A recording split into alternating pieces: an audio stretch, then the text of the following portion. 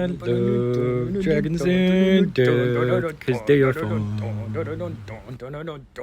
Okay, just first and foremost, the Imps a dwarf and stuff.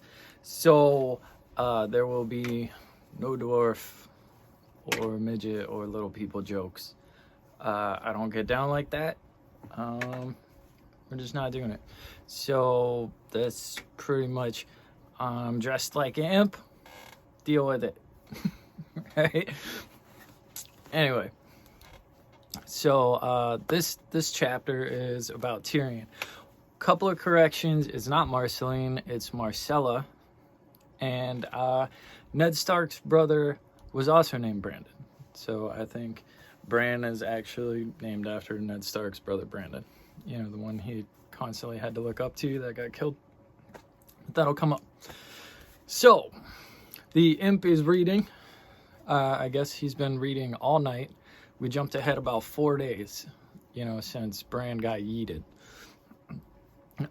Bran, well, first, you see him going through books. He's like reading an old maester book on the changing of the seasons or whatever. And he wakes up the maester for a second, and he's like, hey, be real careful putting these back. They're really dried out, talking about some of the Valyrian scrolls. And he mentions they have a copy of siege engines or, engines of war by some guy. And he's like, it's really rare. And that's the only complete copy I've ever seen. So please be super careful with it. And then he starts toddling because he's kind of rough. He's been up in the cold air, up in the tower. So his legs hurt and stuff. And he has to make it all the way down the tower. The steps aren't built for people his size. So he's like toddling. But while he's going down, he keeps hearing these wolves. Well, one wolf howl. And it turns out it's Bran's wolf, who just keeps coming to the window and howling his head off. And then, like right outside of the tower, there's Joffrey, and he's standing with Clegane, who it turns out is called the Hound. Okay, like with the burned face, and they're talking, and they're like, yeah, that sucks, but at least Bran's dying, quietly. Like, this hound is keeping me up nonstop, or this wolf is keeping me up nonstop. And the hound's like, I could kill it for you, to the point where he actually takes out a sword and he's like, cut in the air and stuff. Meanwhile, Joffrey's like, oh, that's funny, I'll send the hound to kill the wolf, and he's being like a little like, the kid's a freaking monster. He's like getting excited about the idea of being able to kill the wolf, right? And he's like, I mean, they got like so many wolves around here, I doubt they'd miss him. And the imp, just calm and cool, like coming out of the door, he's like, Starks can count past 6, unlike certain princes I know, And they're like, whatever, and they chuff a little bit. And the hound is instantly messing with Tyrion. He's just like, oh, there's a voice from nowhere, like, where is it, and I guess it's an old game, like, because he's a bully or whatever. Tyrion's like, I'm down here, and he looks down and he's like, oh, there you are, like, just being a whatever. So Tyrion, he kind of corners Joffrey, and he's like, you haven't paid your respects, man. Like, you gotta go say you're sorry and that you're there for everybody and stuff. And Joffrey's like, like, what can I do? And he's like, it's expected of you. Okay, like, they noticed that you haven't shown up. And he's like, I'm not even trying to hear any women wailing, like, screw that. And at this point, Tyrion's just kind of had it. Like, he jack smacks him, just bam, right? It's like, stop being a little shit, more or less. And true to force, remember how I told you he's a faking little rich kid bully and stuff? Like, instantly, rich kid fake bully, because Joffrey's just like, I'm gonna tell my mom, you know. And Tyrion, just being Tyrion, he's like, send it, like, go tell her. But before you go tell her, go to Ned Stark and get on your knees and be like, I'm so sorry your son is hurting. If you need anything, I'm here for you.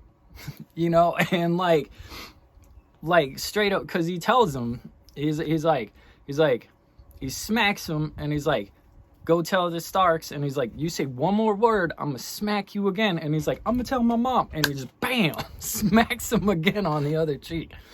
So he's not having it with Joffrey. So Joffrey like nods and runs away, like, you know, because he got punked. And then boom, there's a big old hound behind him. And I guess like the hound is called the Hound because his armor is like soot black, and he's got like a fierce hound face and stuff. And Tyrion thinks like it's an improvement because he's all, you know, burned faced and stuff. And he's just like, oh, Joff's gonna remember that, you know. And the Imp's like, I hope he does, you know, like he is not having it at all, right? And they like start walking off, and because basically he's hungry, he's been reading up all night and stuff, so he's going to breakfast, or to break his fast or whatever, you know, breakfast. And he walks in, and there's all the Lannisters like at a table, and they're all being kind of sullen, you know, and stuff. And like Jaime and Cersei are sitting there, and they're all like matching green gowns with like gold and, you know, curly hair and whatnot. And my dude orders, he like sits down. Erman's like, what's up? He's like, yo, give me like 2 things of bread, like 2 things of fish. I need some real dark beer, and if you got some bacon back there, just burn it black, right? And they're all sitting around, and you know, like they're talking about Bran basically, because that's all that's going on. And Tommen, kind of being a sweetheart boy, he's like, I don't want Bran to die, you know. And it turns out Marcera is actually very sweet, because she's kind of the same. She's like, poor Bran, I don't want Bran to die either, because apparently like she's as pretty as her mom, but like she got like none of the bitchiness yet. So maybe there's an age limit on becoming a douche or something too. But so I guess for the most part, except Joffrey, the kids are all right. But they're talking, and you know, Tyrion's like, well, I ran past there and I was talking with the maester and whatnot, and he seems to think like there's no change, but he thinks that's a good thing, you know. Like he thinks if Bran was gonna die, he would have and stuff. And you know, Jaime and Cersei are trying to play it cool, and they're like, oh yeah, that's a shame, da da da, you know. And Tommen again, he's like, oh, do you think he'll wake up and stuff? And like Tyrion's just like, he might, you know what I mean? Like we don't know, only the gods really know at this point. But you know, they're feeding him with water and honey so he doesn't starve. If he starts opening his eyes and he gets some real food, probably like he might, you know. And they're just talking in general, and that's when I believe Marcella is you know, like, oh, is he okay, and da da da. And that's when Tyrion's like, I think that wolf might be keeping him alive, you know, like the one that's howling and stuff, because they mentioned they kept trying to run him off, and he just keeps coming back. And the one time they tried to like shut the window so like the howls wouldn't get through, like apparently Bran weakened, you know. And Cersei's like, those wolves are creepy, right? There's something up with them. I don't want them coming south with us. Like, screw that. And Jaime ever like kind of trying to take it flippant and play it cool, he's like, yeah, good luck. He's like, everywhere those girls go, like the wolves are right there. Like, I don't think you're separating them from the wolves, And that's when they're kind of like, they keep like asking stuff like, oh, you think he's gonna wake up, blah blah blah.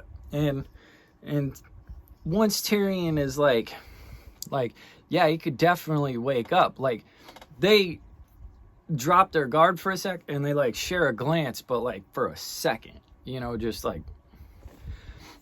And then Cersei, of course, because both of them kind of telling her who they are, they're talking about putting Bran down constantly. They're like, man, he's gonna grow up as a cripple, and like these gods are mean to let him just sit there and suffer, and someone should just end his suffering. Like, they're just like, kill Bran, but like they can't say it. But the thing is, the imp is sharp. Like, he clocks that look between the two of them.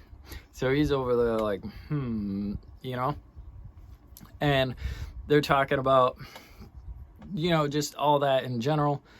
And then the subject of them leaving comes in, and they're like, there's no way Ned's leaving Bran, like in this condition and stuff. And Jaime's kind of like, if the king orders Ned to go, he's coming, and the king's definitely going to order that to happen. So straight up, like, I don't see a way around it.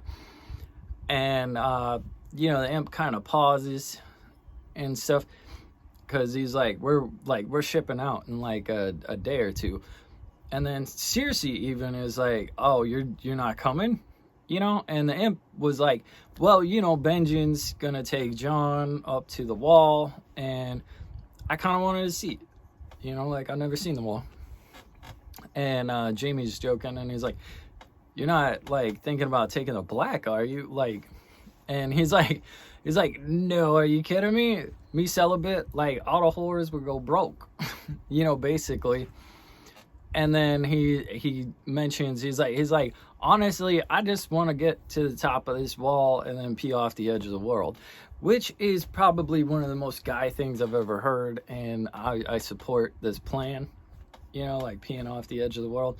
So, but Cersei's had enough. She's like, man, really, like, my kids are right here, and she gets up and like walks away with her kids. She's like, come on, kids.